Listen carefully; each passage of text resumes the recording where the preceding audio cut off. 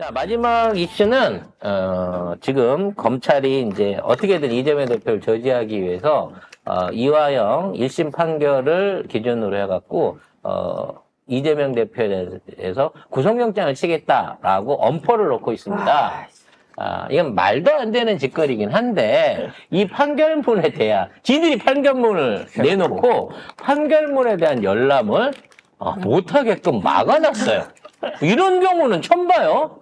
네, 법원이 이화영 전 부지사의 1심 판결문에 대해 당사자 외 열람을 제한했습니다.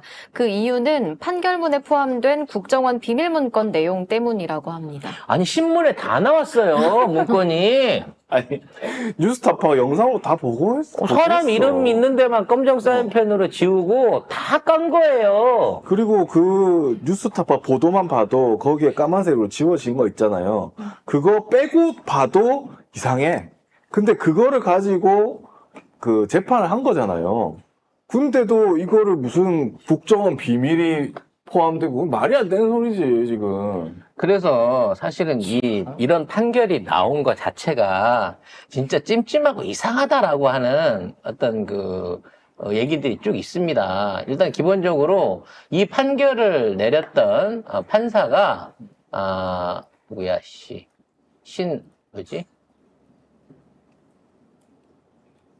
무슨 판사인데.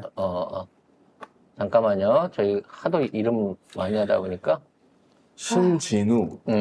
신진우 판사예요. 근데 이 판사가 특이한 게 뭐냐면, 이 사람이 이 재판을 시작하면서 판사를 맡아가지고, 1년 8개월 동안은 전출을 안 가고, 이걸 1심이 끝날 때까지 한 법원에서 인사이동을 안 하고 계속 있었어요. 그러니까 이 사람 자체가 이 재판을 맡아서 처음부터 끝까지 전부 다 주심 판사로서 이걸 해놓고 옮겨간 거야. 1심을 끝내놓고. 그러니까 법원 행정처에 물어봐도 이러한 인사가 되는 경우가 매우 특이하다는 거지. 정기 인사를 통해 갖고 안 바뀌고 이걸 다 하고 가는 게. 근데 더 문제는 뭐냐면 이 사람이 이거를 진행하는 과정 중에 법정 자료 그리고 각종 자료들을 취사 선택해서 판단을 했다는 거예요. 그러니까 변호인이 내놓는 자료와 저쪽에 나오는 증거들이 반박되는 증거가 있으면 증거의 원칙 해가지고 거기에 대한 판단을 내려야 되는데 변호인이 내놓는 증거나 지금 막 나오고 있는 언론에서의 뭐 여러 가지 조작 정황에 대한 의심이라든지 증언 이런 것들을 하나도 나는 그런 거 모르고 라고 판단을 했다는 거죠.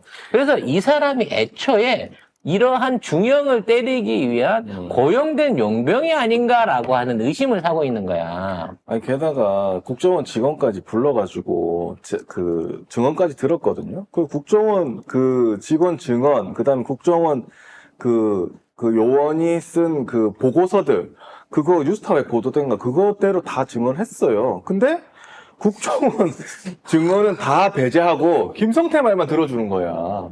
이게 옛날에 우리 명총리 한명숙 총리 재판에 있어가지고 중간에 증언을 바꿨어요. 회유당해가지고 내가 거짓말했다고.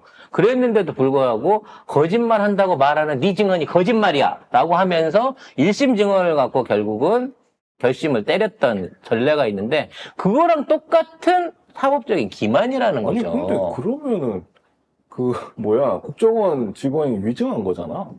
그렇지. 위증죄로 처벌을 하시든가. 이게 뭔 소리야 도대체. 국정원이 잘못을 했어. 아니, 국정원이 그 전부터 이재명 대표를 봐주려고 그렇게 했겠습니까? 그래서 지금 또 보고서를 하나의 2년 동안 의혹이 쓰고? 지금 떠오르고 있는 게 신진우 판사를 보호하기 위해서 지금 인터넷에 떠 있는 그 신진우 판사의 프로필을 조작을 했다는 거예요.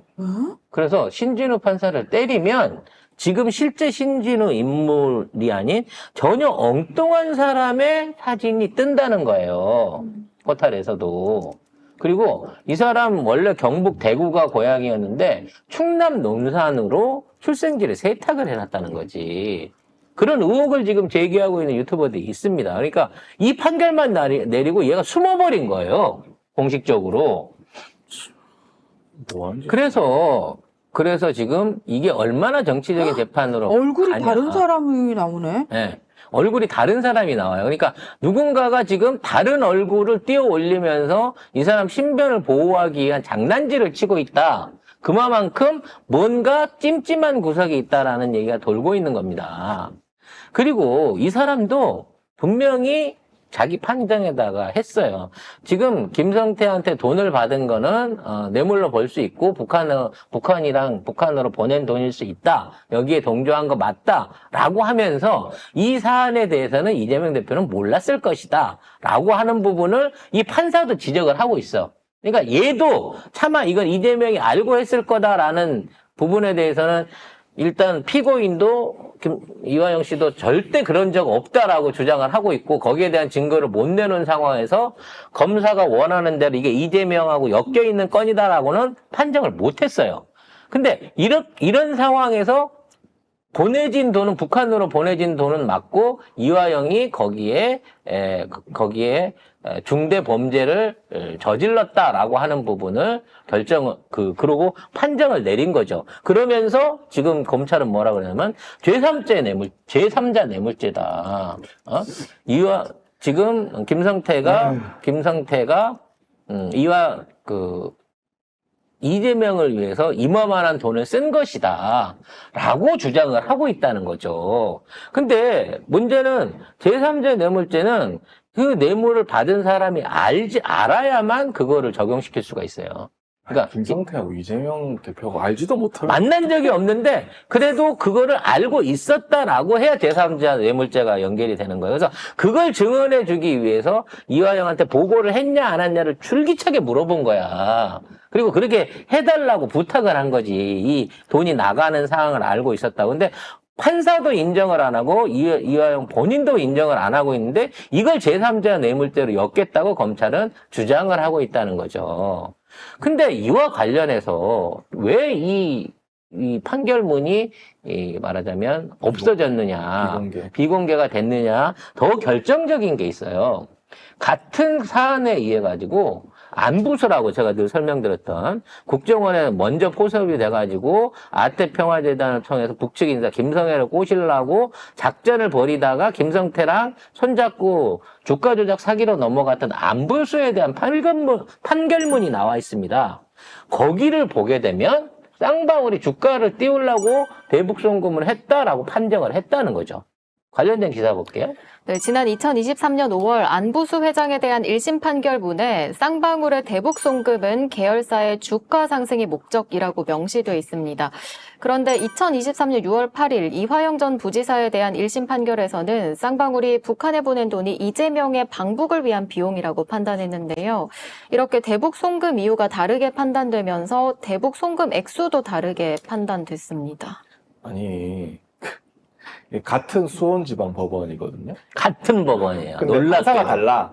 판사는 다른데 김성태 안부수 판결문에는 이게 주가 조작이다. 그래서 대북 송금했다고 했는데 이화영 재판에서는 그게 아니고 이재명 때문이야라고 되는 거야 지금. 말이나 됩니까 이게? 같은 사안, 같은 자료를 같은 법원에서 검사하고 판사만 바뀌면서 이걸 진행을 하는데 전혀 다른 판결문이 나와 있는 거예요. 그러면 안부수 재판에는 국정원 관련된 자료가 공개가 안 됐겠냐고.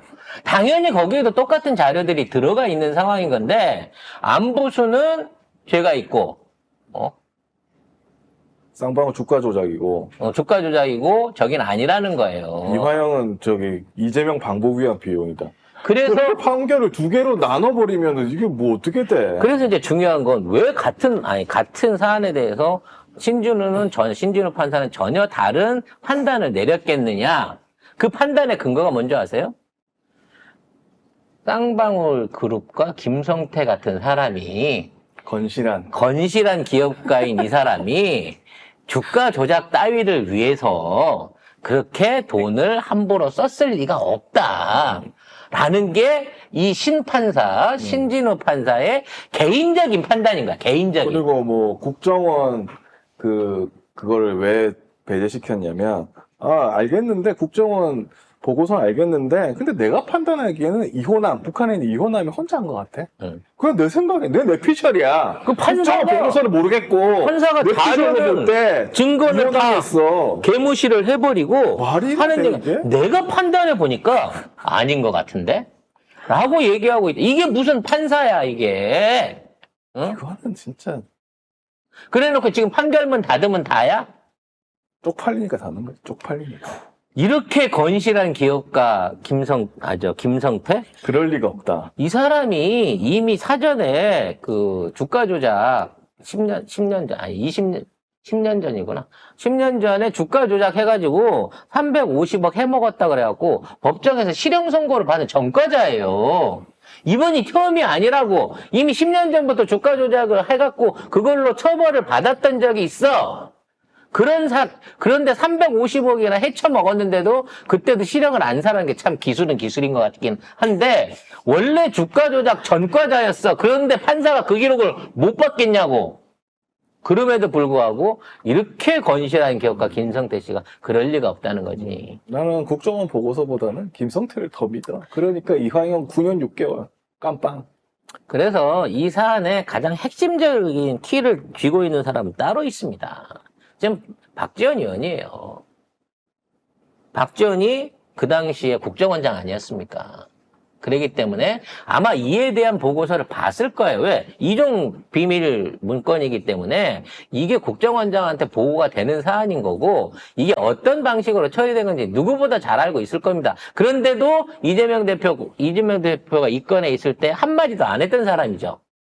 물론 그때는 뭐 재판이 진행 중인 거고 전직 국정원장으로서 그런 얘기를 발설할 수 없다. 그래 좀 그렇게 말하면 할 수 없는 사안이긴 하지만, 그때는 입 쳐닫고 있다가 지금 와가지고 아유 이재명 무전할 거야, 난 국정원을 믿어, 이런 식으로 라디오 나가서 자기 몸값 띄우기 인터뷰하고 있는데, 알고 있는 게 있으면 속 시원하게 까놓으세요. 면책특권 있는 국회의원이시잖아.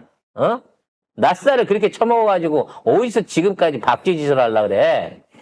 결과적으로 박지원이 자신 하는 만큼 이 건으로 이재명 대표를 엮거나 뭐 해보려는 시도는 하기 힘들 겁니다만, 이런 말도 안 되는 재판을 진행한 데 대해서는 검찰도 그렇고 법원도 그렇고 이 부분에 대한 법적 책임, 실질적인 처벌을 각오를 해야 될 겁니다. 그래서 이에 관련된 내용도 특검으로 바로 민주당이 추진을 할 거고요. 이걸 특검을 하게 되면 법사위에 박지원이 있기 때문에 아마 그 단계에서는 여기에 엮여 있는 중요한 자료들, 뭐 증거들을 내놓을 것으로 그렇게 기대를 합니다. 근데 이거 특검은 그 조작 수사에 대한 특검입니다. 이것뿐만이 아니라 투격하는 거예요. 검찰들이 그동안 해왔던 각종 조작 수사에 관련된 모든 건들을 다 찾아내가지고 하나하나 파헤쳐서 바로 잡겠다고 합니다. 그러면 그걸로 검찰은 해체인 거죠.